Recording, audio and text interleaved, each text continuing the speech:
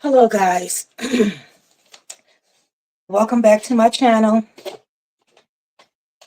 I got some opinions. I got some opinions. I got some opinions about Marques Burnett in his recent appearance on Queen Sheba's couch.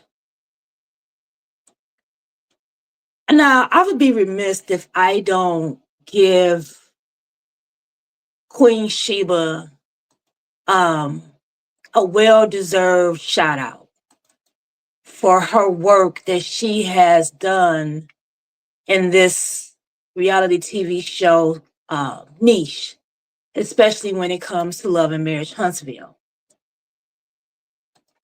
Her channel has grown massively over the past couple of years with her breakdowns, her interviews, her assessments of Love and Marriage Huntsville.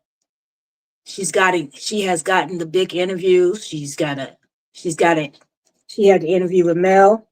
She had the interview with Martell.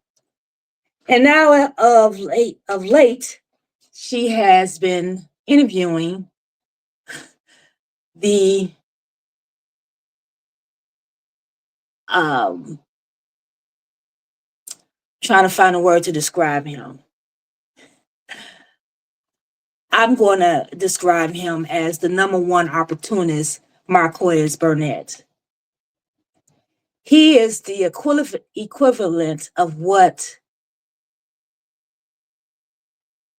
Coleslaw would have been if she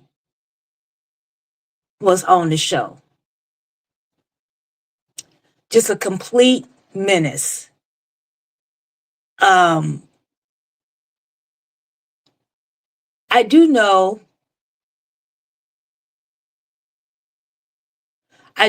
that he has come across to be vulnerable, transparent, open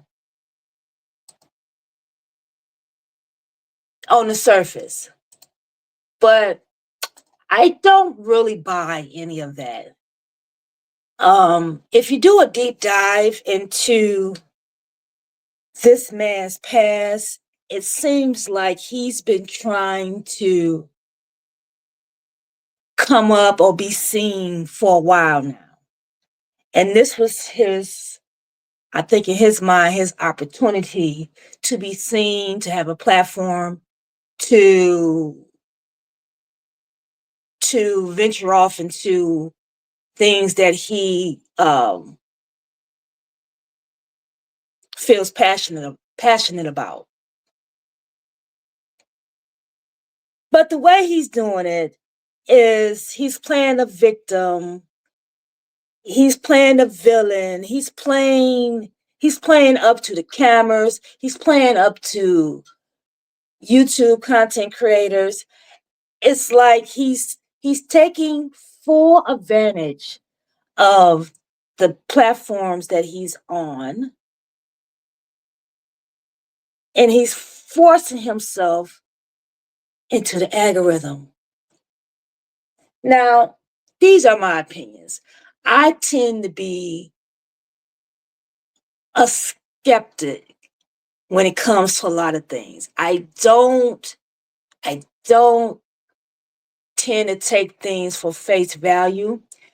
I look past that. And when I look past him, I see a complete fraud. Now, don't get me wrong. I could be completely wrong.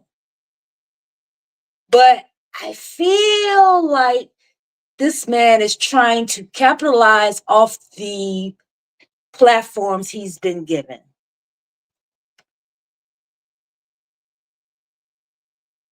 And when you listen to his story or his stories, it's never a clear, straight to the point narrative. It's circles. We can't seem to get a clear timeline, a clear understanding as to what happened between him and Trish. Now he's in this weird relationship with Ken. And, and he's always bringing his daughter. He says like triggering things like, is he hugging my daughter? Like, we don't want to. What are you trying to insinuate, sir? Like, why is that coming out of your mouth? Why is that picture being painted? Is he hugging my daughter at night?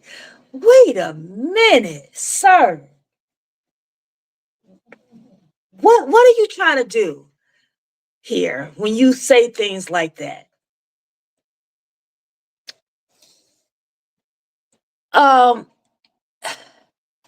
he came on the show. If we backtrack, he came on the show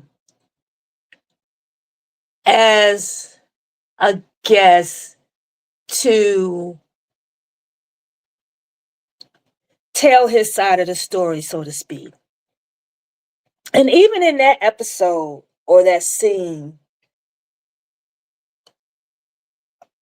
it, we still never got a clear picture as to when he left, how he left, why he left.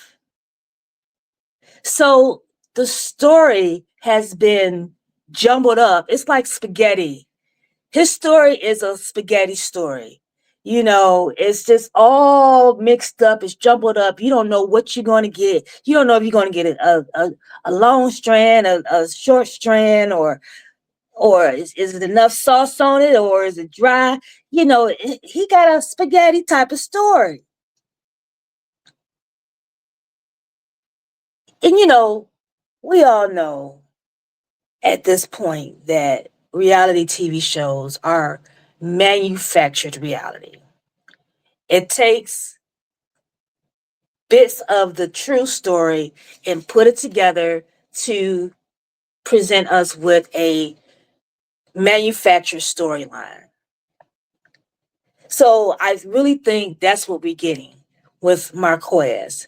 And Marques has taken the liberty to kind of really muddy up the waters by doing these interviews and putting out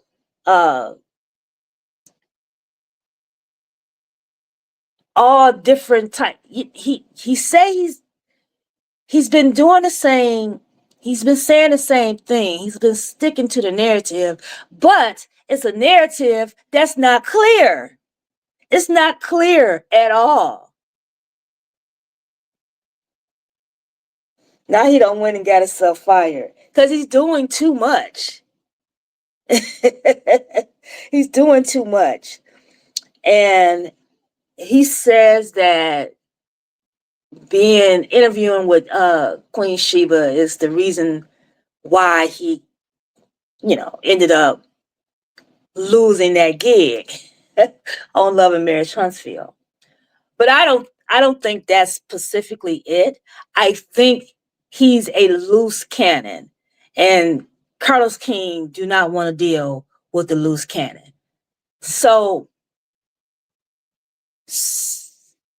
and people are saying, well, if he fired Marques, why he's not firing Martell? Because Martell, his loose cannon antics fit the show.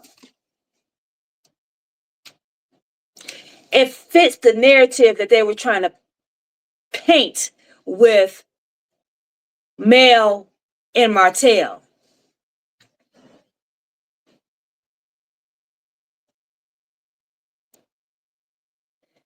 Martell was essential to the core cast.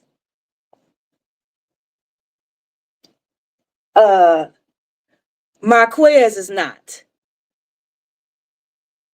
Trisha is not.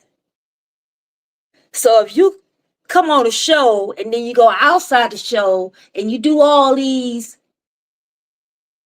interviews and post and all this, sir, you're a loose cannon. We can't have that.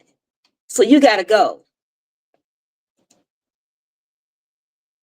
And he got his walking papers. He got that. He got that. Got them papers. Like you wanted some papers? There's your papers. There's your papers, Marques. You can't come back over here. You doing too much. You doing too much. So here's the thing. In my opinion,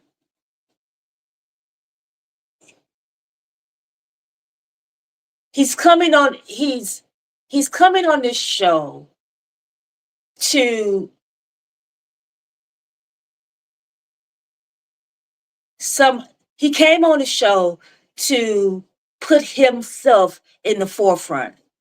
And if you listen closely to some of his interviews, he actually says that. Like, what are we doing this for? Are we going to, how are we going to monetize off of this? It was like, it was a plan. It was a plan. It wasn't to tell your story. It was a plan to tell a story in order to somehow brand yourself. Hmm.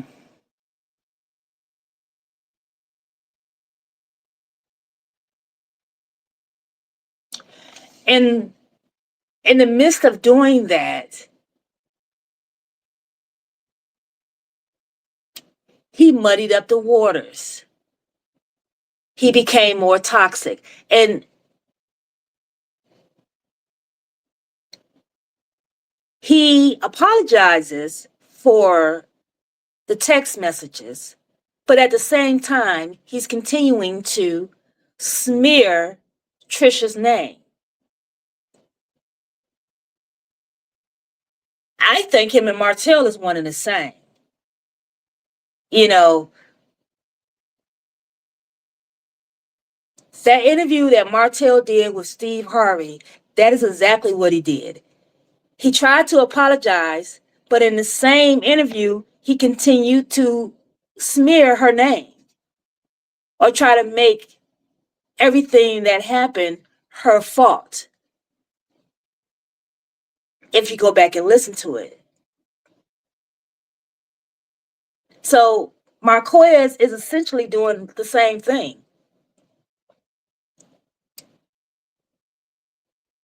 Now, some of the things that he said in Queen Sheba's interview was I'm having a hard time putting the pieces together. You said that you were bringing your daughter, you was dropping your daughter off. But that was some conflict that happened. You didn't tell Trish she was coming. You talked to your son, but yet you said you and Trish was in a good place. Then you and Ken are texting on the side. Like, why do you even have a relationship with this man in that manner? Anything that you have with Ken should be done in the presence of Trish, in my opinion. You don't have a relationship with this man. You have a relationship with Trish. Y'all have kids together. Y'all are the ones who needs to be making decisions and communicating.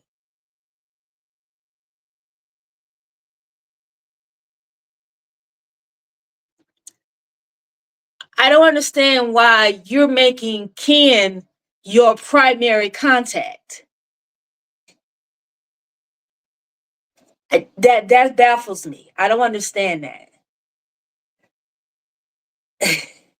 Then you had a fight. We still don't even understand why the fight even happened. To me, I really think he, in his mind, is trying to play up to the cameras. He was trying to solidify his place on a reality show, but ended up getting fired anyway. I don't know, y'all. Y'all make it make sense. I don't buy anything that he's saying. I don't buy the tears. I don't buy none of that. And his level of toxicity that he's bringing, it's probably best that he be removed from the show. That's all, and that's it. That's my opinion, guys. I don't know. Maybe I'm wrong, but I don't buy none of it. I'm out. It's your girl Clicks and Views. Don't forget to like, comment, and subscribe.